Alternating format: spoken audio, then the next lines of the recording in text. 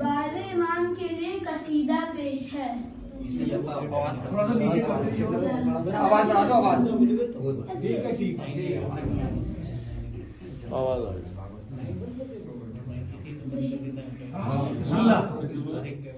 हक बयां करने सुखनवर आ गया। मिसरे के ऊपर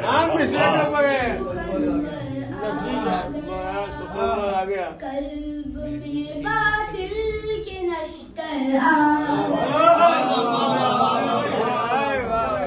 कल्ब में बातिल के नश्तर